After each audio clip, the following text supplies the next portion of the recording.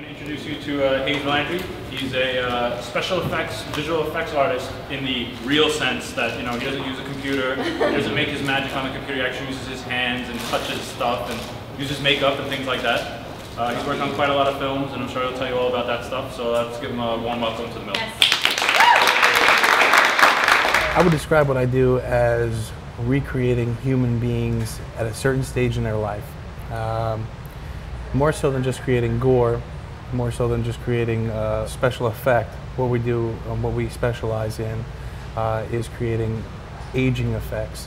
It's very subtle, very beautiful, delicate prostheses that are applied to actors that age them in their natural state. To date, what would be your most challenging or / bizarre effect that you've had to do? I would say that the most challenging was for Darren Aronofsky and was during Black Swan.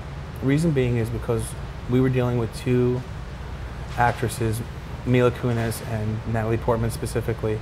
To create a prosthesis, to create an effect on somebody who is so slight and so small in terms of stature, to do anything to them is so hyper affected. And so what we needed to do was really scale back things, look at them from a feminine perspective, really bring them into a beautiful light, if you will, as opposed to just the gore. So there was a lot of attention paid to them and a lot of due diligence paid. So I'd say that was the most challenging because it was the most subtle overall.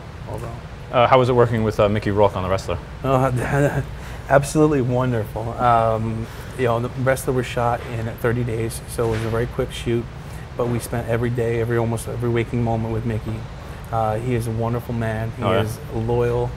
He is funny.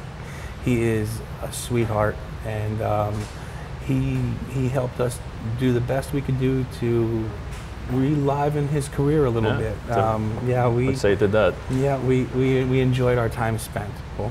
Very cool. Yeah.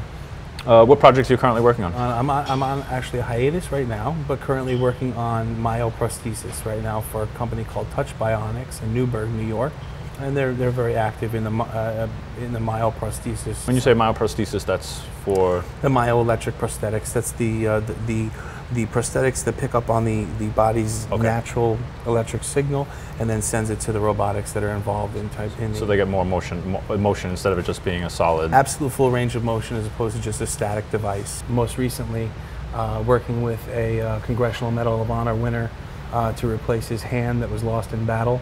That's more on the myoelectric side of the prosthesis that we create.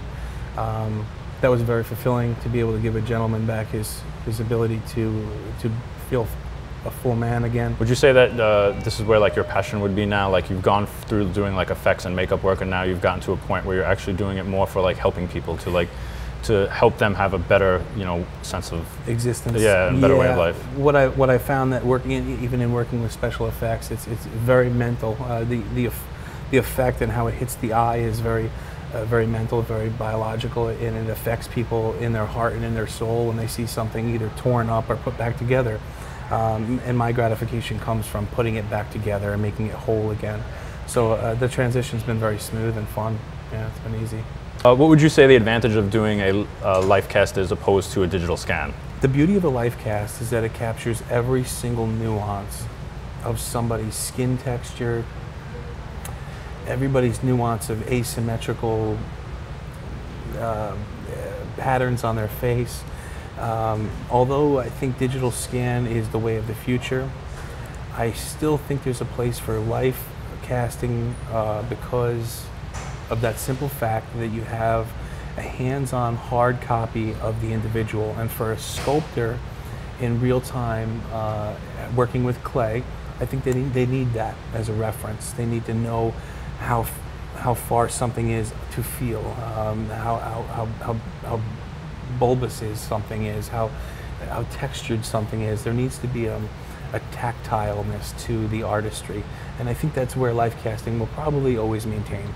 But digital is Do you think that another part of it though is the actual process, and because it's an amazing process the way it's all done and everything, and would you think that that's also lending to itself, because you know at the end of the day when you can actually like put it up on the mantle, let's say. Not that everybody does, but it's something that like is part of it, the actual process, like the hand, you making it, by hand, that gives it a little bit more to it, like a little life to it? I'd like to think so. Some of the people, when they get life casted, they feel it takes the life out of them because they're life casted in a pure white material. They feel very dead from that, but I do agree with you in that. It does give you much more satisfaction. It feels like the individual's in the room with you. And when you reach back and you get Rodney Dangerfield's life cast, or somebody like Jimmy Durante in your possession, I feel like they're there with me, And that's something that I just think that on a computer it won't come out of that screen. You're not going to be able to hold it. Yeah, I can't hold it. I have a life cast of Boris Karloff at my house. So. Oh, beautiful. So when you feel Boris Karloff's face, you know, and then that just can't be replicated. If you could make a life cast of anyone, living or dead, who would it be? Wow, that's a tough. I was thinking of the tough one. I think that would be the tough one. That is a tough one. I think Frank Sinatra. I think Frankie would have been great. Yeah. Yeah, if he would have let me go near him, I think it would have been wonderful. Who do you think is the most influential visual effects artist, special effects artist right now? Without a doubt, Rick Baker. He is the only credit. He's the only special effects makeup artist that gets front title credit. He has set the standard for the upper echelon of makeups. He's the ultimate. So if you want to play on that level, you have to listen to him. Yeah, in our industry, he's pretty well known as well because he was one of the first makeup artists as Monster Maker to start using ZBrush, and he did it all on the sneak, kind of like didn't let people know. And he was, putting out these amazing sculpts, and everybody was kind of like, "Hey, who are you?" And then when it found out everybody was Rick Baker, it was like, "Whoa!" That was it was a pretty big move. So yeah, it was very bold as well, but definitely an innovator and able to stay on top of everything in the industry, as opposed to the Dick Smiths, a little, and the Stan Winstons that kind of fell off and went away. God bless, but they went away from the CGI stuff. Yeah, they didn't keep on with it. Yeah, whereas Rick has embraced it wholly. I remember as a kid, like watching the making of like old movies and stuff, and like Dick Smith's name would come up, and Rick Baker's name would come up, and Stan Winston's name would come up, and it seems now on like these making ofs, like the practical part of it seems to be overshadowed almost by the digital. Do you think that like the practical part is becoming like a lost art, or is it still maintaining? It most certainly is becoming a lost art because people are realizing that the money does lie in the CGI, and does lie in post-production, and there is a lot of production companies that are shying away from special effects makeup because it is so expensive. Right. There is the time constraints of having actors, and they're being able to transport somebody from California to New York for a 3-hour procedure just to send them right back is becoming an issue in the industry. So I do feel like it's becoming a lost art. I hope that people who love it hold on to it. I know that there's a genre that will never let it go, the Gore genre, and they have a cult following. So yeah. God bless them, and I think they'll stick around. Hopefully they'll keep it going. Yeah, the zombie movies will live on. Yeah. Out of all the classic Universal monsters, who is your favorite? Monster movies.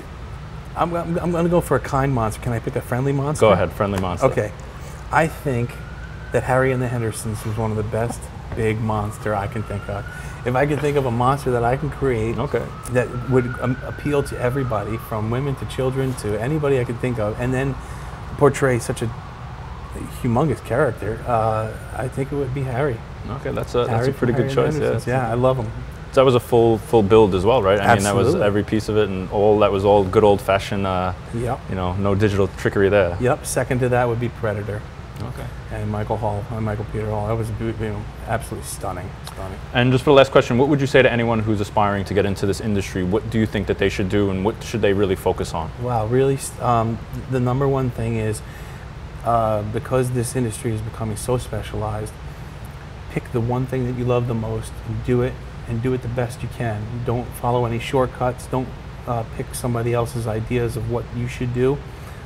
Pick a mentor and follow their direction to the T.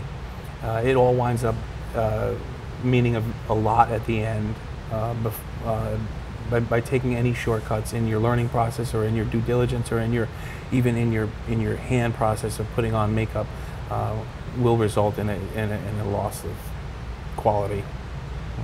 So, study hard. It was a pleasure meeting you. Thank you very much. Thank you very much.